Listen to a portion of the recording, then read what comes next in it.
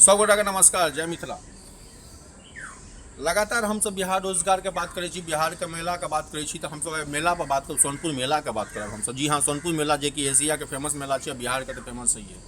लाखों करोड़ों में एठमा टेंट लगे छे। जे जमीन के वैल्यू अहाँ के 1 लाख 2 लाख 3 लाख रहे, ओहि जमीन के वैल्यू यदि ठेकेदार से बात करबे तो 40 से 50 लाख रुपया जमीन के भाड़ा लगे छे। ओहिठमा की होइ छे, ओहिठमा सोनपुर मेला काफ़ी सालों से फेमस है। सोनपुर मेला में अहाँ के हर चीज अहाँ के भेट जात, बकरी से लैके महीस तक भेट जात। करोड़ करोड़ रुपया के महीस देखा पड़े छे। ओहोठमा अहाँ के अनंत सिंह के क्या बजे से बात भेले, घोड़ा के घोड़ा देखा पड़े छे। अहाँ के लालू यादव के बात हो छे, हुनकर जे गाय के बात हो छे। तमाम गाय महीस तमाम चीज अहाँ के सोनपुर मेला में भेट जात। लेकिन कहीं ना कहीं सोनपुर मेला एगो और ऑर्केस्ट्रा थिएटर के लिए फेमस है।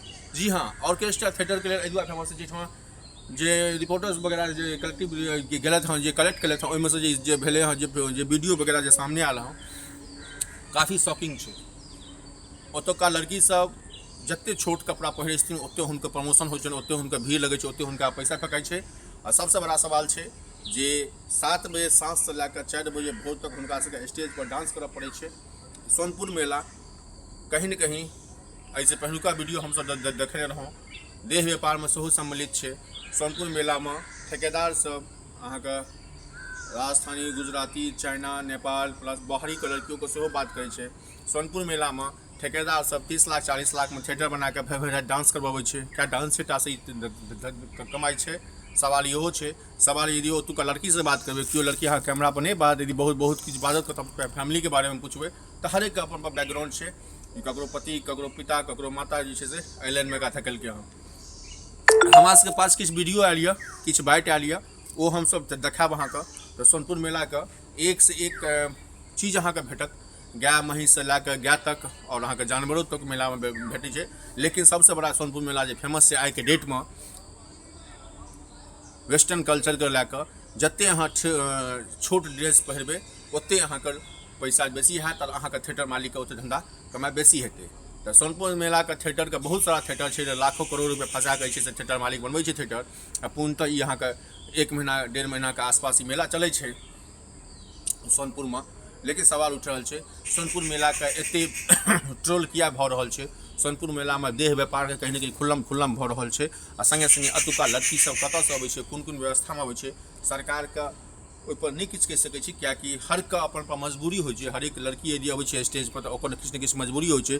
लेकिन सवाल यह छै जे सोनपुर मेला जे अपन बिहार के इतिहास के लिए काफ़ी फेमस मानल गेल छै, लेकिन एहिठमा कहीं न कहीं लाखों लोगों को रोजगार से हो छे। खास करके से अहाँ के ओतुका यदि दुकानदार सबके बात करियो, ओतुका फ्रूट वगैरह के बात करियो, ओतुका कल्चर के बात करियो, तो लोग कह रहे हैं लास्ट ईयर से एहि बेर का धंधा कनी मनी कम छे। लेकिन थिएटर के मालिक के यदि बात करियो, थिएटर के लड़की के यदि बात करियो, तो जे हिसाब लड़की सब एहि मेला में अबै छे, तमाम राज्य कोलकाता, यूपी या बिहार से या नेपाल से लड़की सब अबै छे, ओकर सब किछु न किछु अपन मजबूरी होइ छे।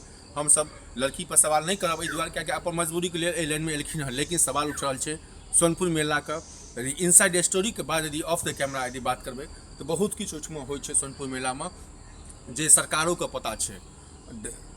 देह व्यापार, जी हाँ, थिएटर के नाम पर बहुत सारा एहन काज होइ छे जे सरकारों को नहीं आइडिया हो, जो ओहिठाम बोली लगे छे, जे सूत्रों के हवाले से खबर हिडन कैमरा में जो खबर है, जे हिसाबे ओतुका लड़की सबके 2000, 5000, 10,000 तक रेट जाए छे।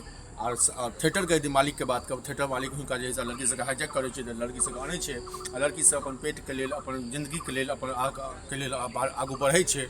आ 7 बजे साँझ से लऽ कऽ 4 बजे भोर तक हुनका सबके स्टेज पर डांस करऽ पड़े छे। तो ये स्पेशल एपिसोड रहे सोनपुर मेला पर, जे हिसाबे जे वीडियो कंटेंट आयल ओहि पर हम सब बात कलहुँ। लेकिन सरकार के सुरक्षा वाला सेफ्टी के फिर हम सब पुनः करौं जे सबके अपन रोजगार है, सबके अपन बिजनेस है, ककरो मना नहीं कऽ सकै छी। लेकिन कहीं न कहीं जे हिडन कैमरा में जे बात जो वीडियो वगैरह आयल हैं, जो सूत्रों के हवाले से जो वीडियो आयल हैं, जो कलेक्टिव रिपोर्ट आयल हैं, ओहिमे कहीं न कहीं लग रहा है जे सोनपुर मेला के मार्केटिंग आब कहीं न कहीं जे फेमस रहे अपन कल्चर के लेल, अपन अथी के लेल, वो सोनपुर मेला कहीं न कहीं दोसर दिशा के तरफ जा रहा है। धन्यवाद सब गोटा का। दोसर एपिसोड है सोनपुर मेला पर।